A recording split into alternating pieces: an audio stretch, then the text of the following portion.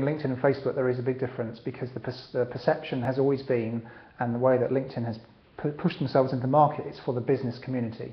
And so historically, it's become a social network for business people, and it's used for business people. People network for business, and the recruiters use it to find people, and that seems to be all it's used for. They haven't taken it to the stage of a Facebook, which is a lot more personal and a lot more fun, for want of a better word. Okay, the first thing is to get yourself on there and get an invite into the network itself, and that's relatively easy to do.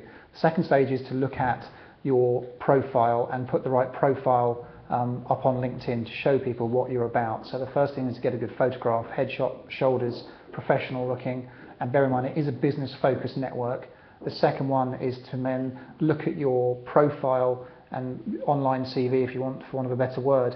They allow you to build your CV online, and they go through all your employers, they go through all your skills and your core skills.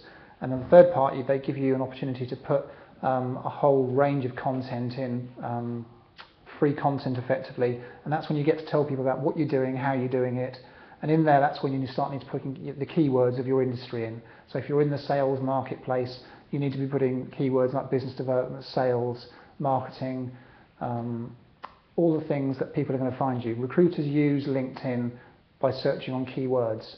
So if you have a whole batch of keywords in your industry sector, that's how they'll find you on there. Recommendations are absolutely key because they give a representation of what you are like across a number of different employers, a number of different sections within a company. It can be your co-workers, it can be your managers doing a referral on you, it can actually be your staff underneath you showing people how good a manager you are. And in terms of getting them, you've got to ask. There's no question about it. Don't do it by email. It's pick the phone up. You should know these people and say, look, really love a recommendation, love a referral. And once they've agreed, then there is a tool within LinkedIn. You can just put their email address in and you can send it off to them. They will fill it in and send it back, and it will only go online once you have verified what they've said. So you have total control still of what they're saying about you. I think it depends what you want to use LinkedIn for. If you're a pure job seeker, which obviously we're talking about today, and you're looking for companies that you want to target yourself and go and join, then LinkedIn is a fantastic resource because it's aimed at business people, and typically it's a middle manager, it's a management tool and above. So if you're going to be recruited by somebody, it will typically be a manager, so they're in there. And there are a number of ways you can do that. Using Google is a good starting point. So you come out of LinkedIn, you can then use a Google site tool to identify people in certain skill sets. But also you can find people who have got similar skills as yourself in different parts of the country, in different companies they're working for. Finding out, and one of the good ways is to try and find companies that hire people with your skills, because that's an easier route to find a work. For example, Microsoft typically hire a lot of people from HP and Oracle.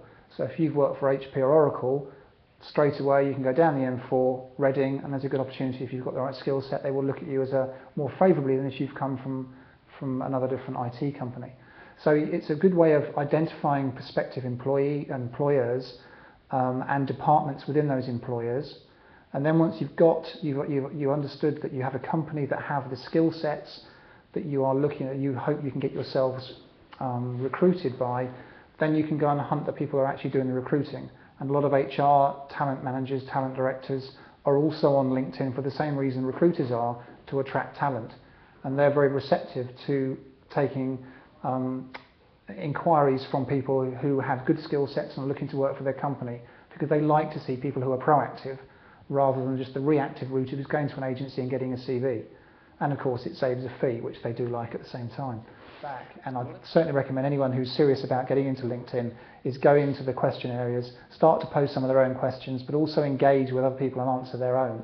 And one thing about the groups is that if you're, as a job seeker, from a search point of view, one of the tricks that LinkedIn don't tell you is to join as many groups as you can. Join about 12, 15 groups, make sure they're fairly sizable ones, UK-based groups, and what that will give you is that will expand your search network within the UK without having to join and be linked to all the different people on LinkedIn.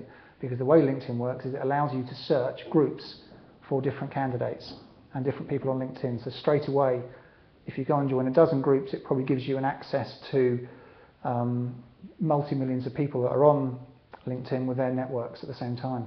Okay, and finally, as you're becoming famous for this, Angie's top 3, 4, or you might even chuck the 5th one in. So Angie's top tips.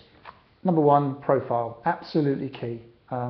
Second thing, do tell people that you're actually looking for a job. You have 2 opportunities to do it. One, under your immediate profile, underneath your name, you get a certain number of characters to tell people what you're doing, and you know, you might be a project manager with IT skills. Make sure you tell people that you're available for work immediately. That's number one. Number two, there's also a status box now on LinkedIn, and they then use that for the same principle, is that make sure that you keep people updated with what you're doing. And again, you know, you can tell people that you are going to meet X company, X recruiter, you're starting to file your CV, you're active on these job boards. And so again, by inference, you're telling people that you're actually in the marketplace looking for work. Join the groups, as I've just said. Absolutely biggest way and the quickest way to be able to search the most people on LinkedIn. I'd say join about a dozen, 15 groups relevant to your skill set, and you will find your search criteria massively increasing and finding the people. And the last is just do it. Just get out there and network. Get your Outlook contacts, get your business cards, get all the people you've ever known in business, stick it on the desk, get their email addresses and start to invite them into LinkedIn. And I guarantee about 70% will be on LinkedIn. And straight away you're going to get, and there may be people you haven't spoken to for several years. They may not know you're even looking and be made redundant or looking for a job. So you've opened up another portal then of people. And of course, it's not the direct contacts with networking, it's the second and third level contacts that they know that's probably more powerful. So again, straight away, you're going to open up the availability for networking, and that's what we're talking about here, is getting that network, going out networking more and more and more, and basically just involving yourself and getting yourself thrown in.